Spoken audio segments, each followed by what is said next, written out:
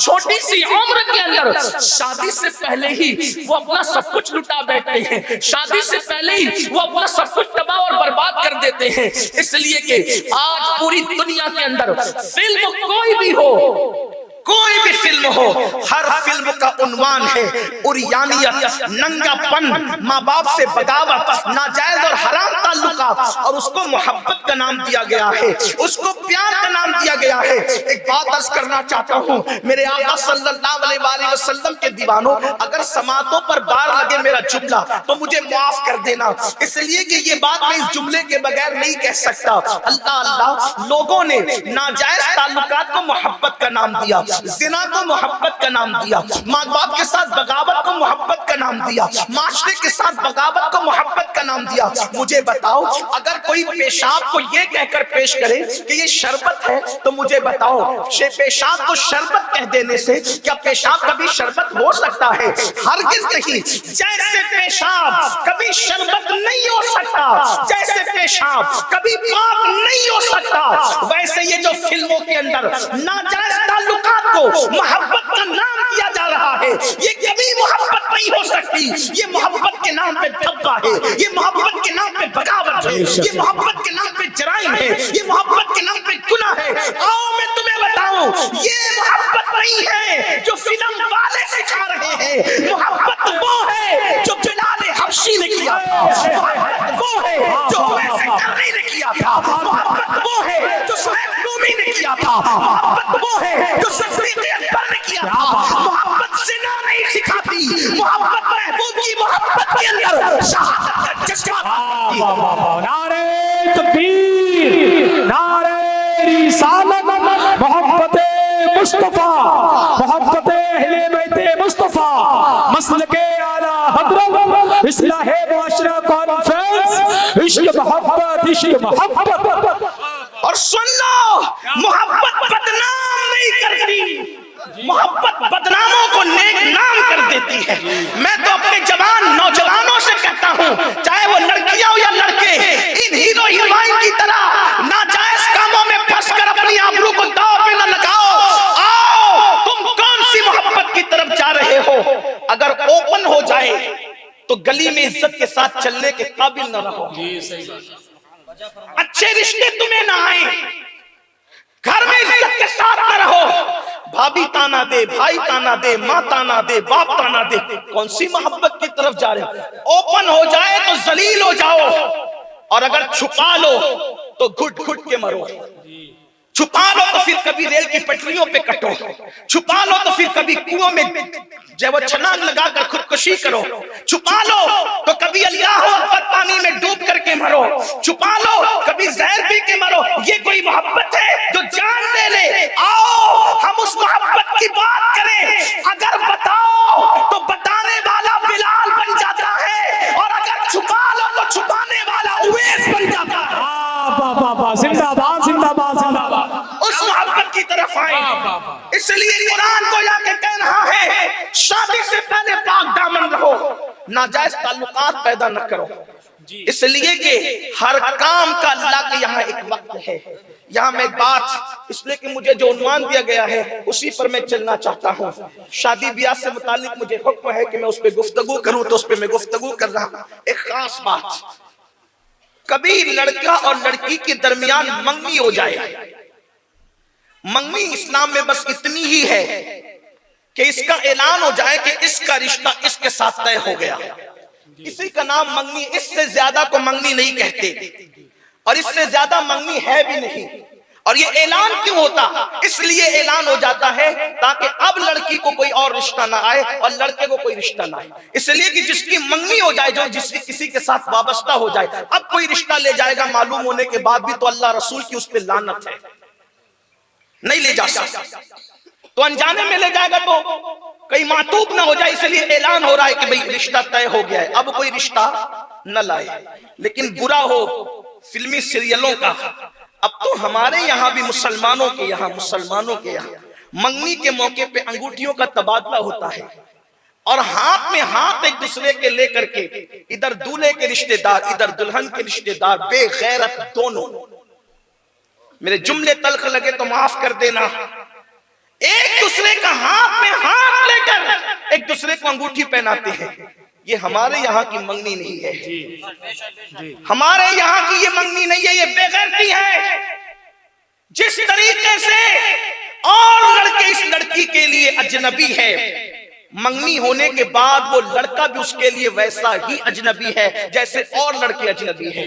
मंगनी होने से लड़का महरम नहीं हो जाता, और मंगनी होने से लड़की उसके निकाह में नहीं आ जाती, बल्कि शामियाना लग जाए, खाना खिला दिया जाए, बारात आ जाए, सब कुछ हो जाए, जब तक इजाब व कबूल ना हो, दोनों एक दूसरे के लिए ऐसे ही अजनबी है कि दोनों का कोई रिश्ता नहीं है, दोनों का कोई ताल्लुक नहीं है, दोनों को एक दूसरे के लिए पर्दा करना लाजमी है। लेकिन अल्लाह अकबर, अंदाजा तो करें, ये मंगनी की अल्लाह अल्लाह, इस तरह की मंगनी की लानत ये सीरियलों से आई, मुशरिकीन से आई, और उसके बाद फिर होता क्या है, अल्लाह अकबर, लड़की के घर वाले लड़की को कहते हैं तेरे मंगीतर से तू बात क्यों नहीं करती, लड़के के घर वाले लड़की से कहते हैं, अल्लाह अकबर, लड़के से कहते हैं तू क्यों बात नहीं करता, क्यों शर्माता नहीं। आपको एक बात बताऊं, हमारे मजहब में ये बेगैरती नहीं है।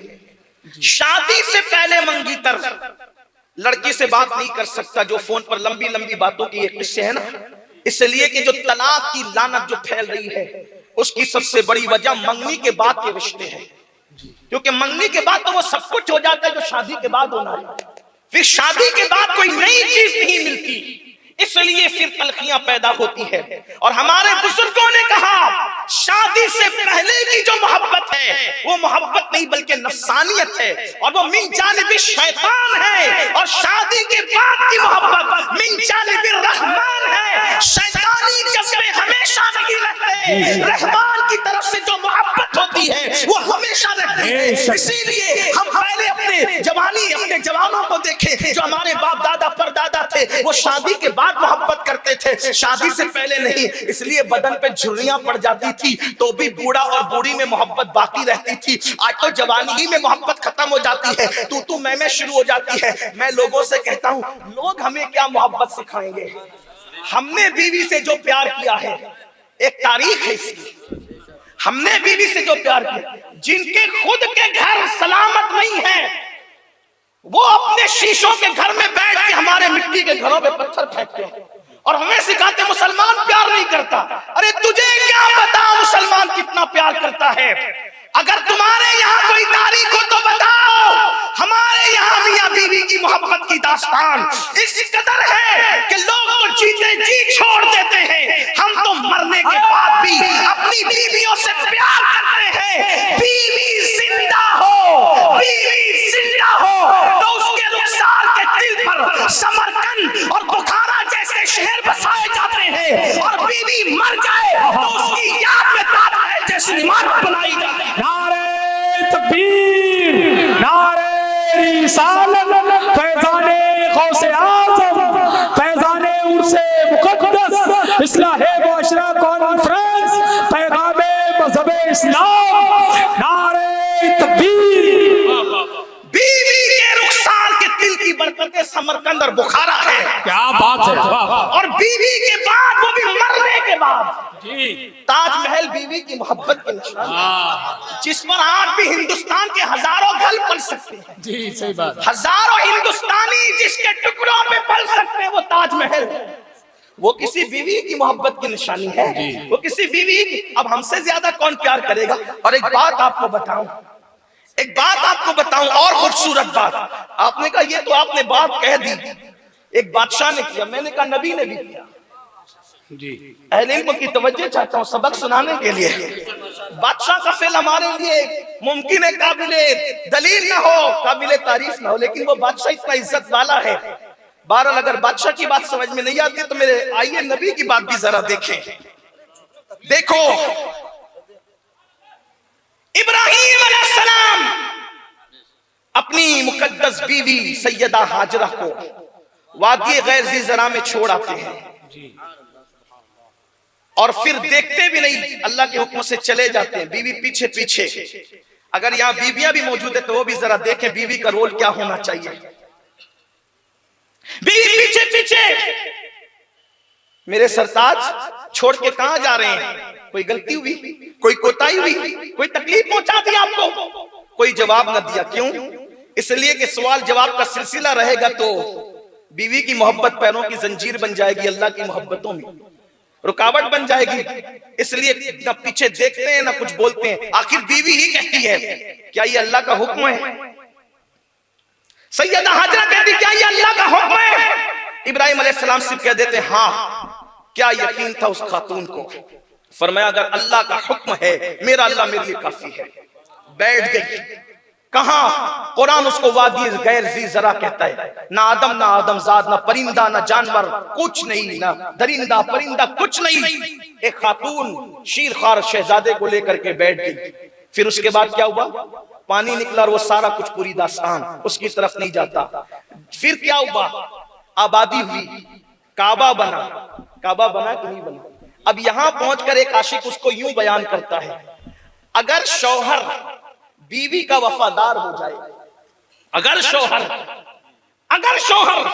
बीवी का वफादार हो जाए और बीवी से सच्ची मोहब्बत करे तो समरकंद और बुखारा जैसे शहर बसते हैं और ताजमहल जैसी इमारत बनती है। और अगर बीवी शौहर की वफादार हो जाए तो मक्का जैसा शहर बसता है। क्या बात है, वाह वाह वाह वाह। मक्का जैसा शहर बसता है और काबा जैसी इमारत बनती है। तो हमारे यहाँ न शौहर की मोहब्बत का कोई जवाब है, न बीवी की मोहब्बत का कोई जवाब है। अगर काबे को किसी और रंग में देखते हो तो इस रंग में भी देखो जी कि ये वफाए हाजरा की निशानी हो गया। ये हजरत हाजरा। तो हमारे यहाँ मोहब्बत बड़ी चीज है, लेकिन लोग मोहब्बत किसको समझते हैं? सीरियल के स्टाइल पर। ये नफसानियत है। तो शादी से पहले भी पाक दामन रहो। तो शादी से पहले जो मंगीतर से एक दूसरे से बात करते हैं, हमारे इसकी गुंजाइश नहीं। वो मंगीतर बड़ी नेक है बेचारी, गलत बात नहीं करेगी। हम कहते हैं नफ्स पर भरोसा किसने सिखाया? जब अल्लाह का नबी कहे, कौन सा नबी? अगर गैरे नबी सिद्दीक हो उसका कोई जवाब नहीं, गैरे नबी सिद्दीक हो उसका कोई जवाब नहीं, नबियों में जो सिद्दीक हो।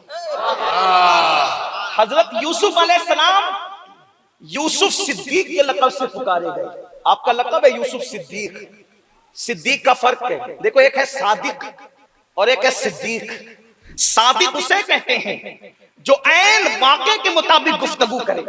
जैसे अभी रात है, ऐन वाक़े के मुताबिक गुफ्तगू करने वाला सादिक, सच्चा। स्टेज पर उलमा की कसरत है, ऐन वाक़े के मुताबिक गुफ्तगू करने वाला सच्चा, उसको कहते हैं सादिक। लेकिन सिद्दीक किसे कहते हैं? सिर्फ सच्चे को सिद्दीक नहीं कहते, जो बात है उसको बयान करे वो सादिक है, और जो बोल दे उसके मुताबिक वाक़या हो जाए ये सिद्दीक। रात के वक्त कह दे कि दिन है, रात के वक्त कह दे दिन है तो दिन निकल आए, ये सिद्दीक है। अब बताओ, जब इंसानों में सिद्दीक का ये मकाम है जो गैर नबी हो, जैसे इस उम्मत में सिद्दीक, नबी के बाद सबसे अफजल मर्तबा किसका? सिद्दीक का। और कौन सिद्दीक? सिर्फ सिद्दीक नहीं, सिद्दीक अकबर, सिद्दीक अकबर। बात आई सिद्दीक की, तो जो कह दिया हो जाए। अल्लाह अल्लाह, जब गुलाम की ये शान है, आका की शान क्या हो? क्या बात है। सिद्दीक जो कह दे हो जाए। जब सिद्दीक अकबर मेरे आका के साथ हिजरत के लिए निकले, उनके वालिद की उम्र बड़ी हो गई थी, अभी मुसलमान नहीं हुए थे। अपनी बेटी से कहने लगे, बेटी जब मैं आका के साथ जाऊंगा तो तेरा दादा वाहवेला करेगा, कहां गया कहां गया कहां गया, बोल देना सफर पे गए। तो फिर उसको ये ख्याल आएगा कि हुजूर ही के साथ गए होंगे। ये ख्याल उसको जरूर आएगा, क्योंकि मैं अकेले तो नहीं जा सकता ना हुजूर को छोड़कर। तो वो कहेगा कि हमारे लिए क्या छोड़ के गया तेरा बाबा।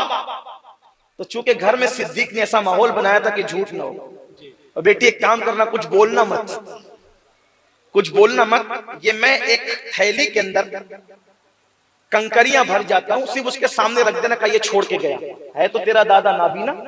जब वो टोएगा, चेक करेगा, तो उसको लगेगा कि इसमें दिरहम और दीनार है, ठीक, बस वो मुतमईन हो जाएगा। सिद्दीक अकबर चले गए, माल लेकर, सारा माल लेकर चले गए, क्योंकि वहां जरूरत पड़ने वाली थी।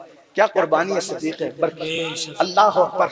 यहाँ लोग मस्जिद में चंदा देने के लिए डरते हैं कि मेरी जेब से कम ना हो जाए। सही बात। और वहां सिद्दीक अकबर पूरा माल जितना ले जा सकते थे ले गए और कंकरियां थैले में भर गए कि दे देना, तेरे दादा को कहना ये छोड़ गए। अल्लाह अकबर। सिद्दीक अकबर निकल गए। सुबह हुई, अबू कुहाफा ने पूछा तेरा बाबा कहाँ है? कहा काम से गए, सफर में गए।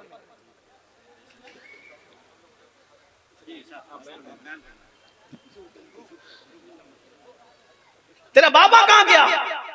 का सफर में गए। हमारे लिए क्या छोड़ गया? कुछ पैसे वैसे छोड़े?